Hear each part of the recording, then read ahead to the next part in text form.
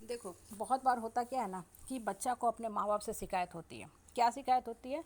अरे हमको उतना सुख सुविधा नहीं मिल रहा है, मेरा साथी जो है स्कूटी से आता है, बाइक से आता है, गाड़ी से आता है, एक्स बाइक जेड से आता है। ठीक बात है, आपका साथी आता है, बहुत अच्छी बात है।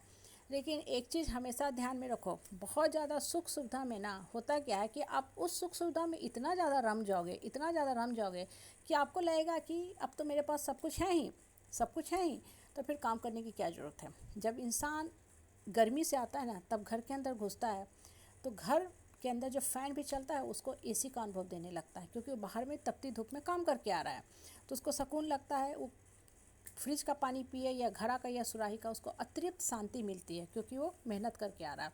कहने का मतलब क्या है ना, कहने का मतलब क्या है, जब जीवन में आप मेहनत करोगे ना, फिर किसी चीज़ को अचीव करोगे तो आपको बहुत बहुत खुशी होगी।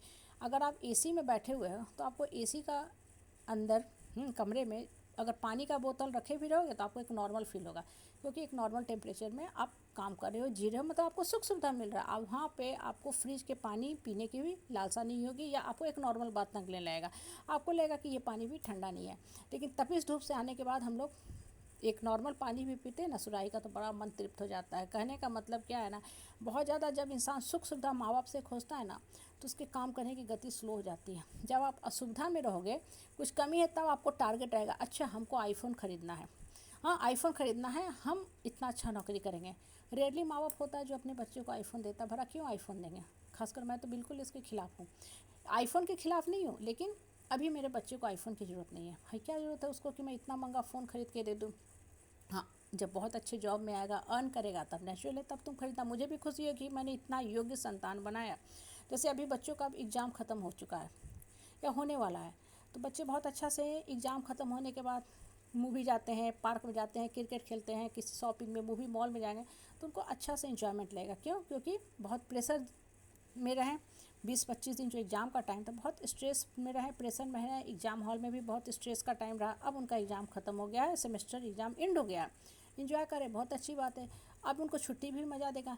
लेकिन अगर आप पढ़े ही कुछ नहीं हो, बस एग्ज़ाम में हॉल में गए, कॉपी जमा किए, आया तो आया, नहीं आया तो कोई बात नहीं, और फिर आगे, तो आपको क्या ये शॉपिंग मूवी मॉल कोई खुशी देगा? बिल्कुल ही ये खुशी नहीं देगा, उल्टा आपके दुख का कारण बनेगा कि अब हमको री एग्ज़ाम देना, क्योंकि हम फेल कर चुके हैं, या कहीं ना कहीं हमको सेमेस्टर या ईयर बैक लग चुका है या लगने वाला है।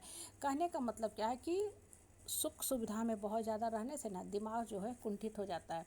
बहुत से बच्चे होते हैं ना, जब हॉस्टल में रहते हैं तो माँ बाप उतना समझते नहीं, उन्हें भी लगता है कि मेरा बच्चा को तकलीफ़ ना हो, तो पैसा देते हैं तो कुछ ज़्यादा ही दे देते हैं, तो बच्चा क्या करता है, उस पैसा पे अपना सारा शौक़ पूरा करना शुरू करता है। देखो, शौक़ भी रखना चाहिए, इच्छा भी रखना चाहिए, ड्रीम, डिज़ायर, एम, एम्बिशन सब कुछ रखना चाहिए, लेकिन कब कहाँ रखना चाहिए ये ज़रूर पता होना चाहिए। पढ़ाई के लिए पैसा लो, हायर स्टडी के लिए पैसा लो, और तुम खुद भी अगर अर्न कर रहे हो तो उस पैसा को सेव करो, ताकि तुमको हायर स्टडी में वो पैसा काम दे, ना कि सब पैसा बस आईफोन, मौज मस्ती, party, hotel, shopping, movie mall में उड़ा दिया। होता क्या है कि लाइफ अनसर्टिनिटी से भरा हुआ है। अभी जस्ट हमने कोरोना का फेस देखा है। कोरोना जैसी महामारी ने क्या किया, सबको तितर बितर करके बर्बाद करके छोड़ा। हर परिवार में कहीं न कहीं दुख आया ही आया है।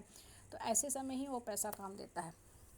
जब इंसान अय्याशी से रहता है यंग एज में या अच्छे समय में, तो जब विपरीत समय आती है, असुविधा का समय आता है, तो आप ही रोने छटपटाने पटकाने लगते हो।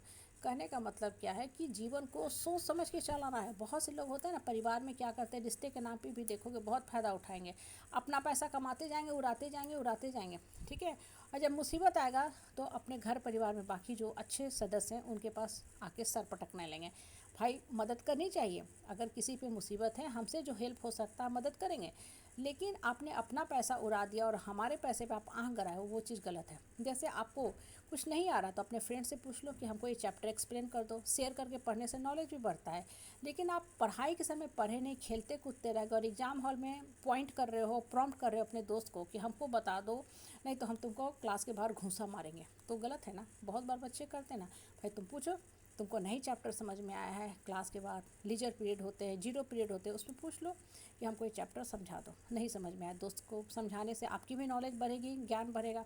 कहने का मतलब है जीवन को सही ढंग से सोच समझ के चलाना है, और जो इंसान जीवन को सही ढंग से सोच समझ के चलाता है ना, उसी को जीवन भी रिटर्न फल देती है। हालांकि कभी कभी टाइम लगता है, देर होता है, लेकिन फल मिलता ही मिलता है